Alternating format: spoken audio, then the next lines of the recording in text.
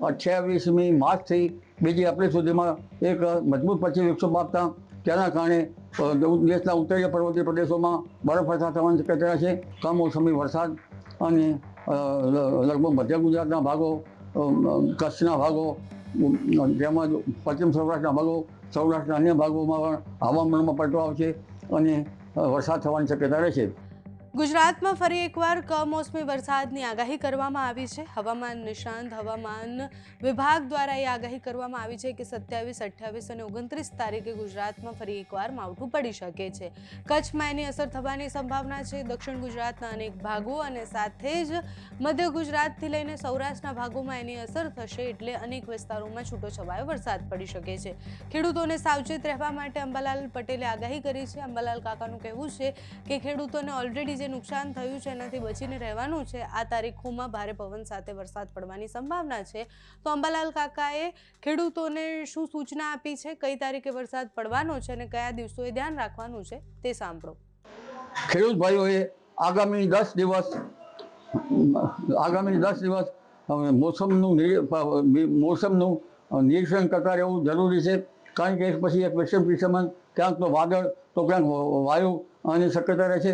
પરંતુ તારીખ 28મી માર્ચથી 2 એપ્રિલ સુધીમાં એક મજબૂત પશ્ચિમ વિક્ષોભ આપતા તેના કારણે દેશના ઉત્તરીય પર્વતીય પ્રદેશોમાં બરફવર્ષા થવાની શક્યતા છે અને ઉત્તર ભારતના કેટલાક ભાગમાં સખ્ત પવનના તોફાનો અને ગાજવીજ સાથે વરસાદ થવાની શક્યતા છે.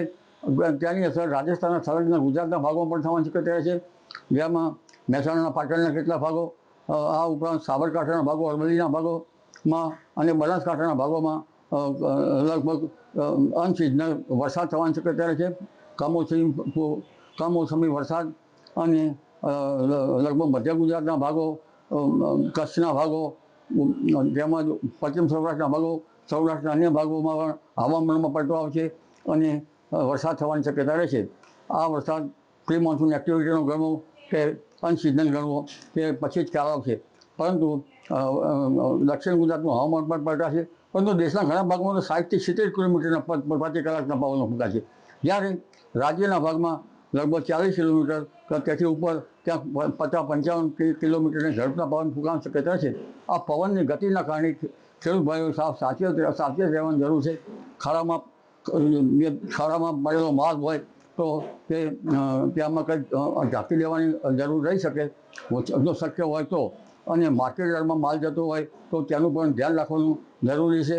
આ ઉપરાંત પવનના કારણે હજુ ઊભા કૃષિ પાકો હોય તો તેમાં પડી જવાની શક્યતા પણ રહેતી હોય છે. એટલે એક પછી એક આ પશ્ચિમ વિક્ષોભના કારણે હવે હવામાનમાં પલટો આવશે. 8 થી 12માં પણ એક બીજો મજબૂત પશ્ચિમ વિક્ષોભ આવશે. જરૂરી છે કે પવનની ગતિ જે છે એ વધારે રહેશે અને કેટલાક ભાગમાં વધુ વરસાદ થઈ શકે, કેટલાક ભાગમાં ઓછો વરસાદ થઈ શકે. ખાસ આ ગાજવીજથી ધ્યાન રાખવું. અને હવે લગભગ આમ જોવા જઈએ તો ઠેઠ ઓક્ટોબર માસ સુધીમાં ચોમાસું વરસાદ થવાની શક્યતા રહે છે. જી.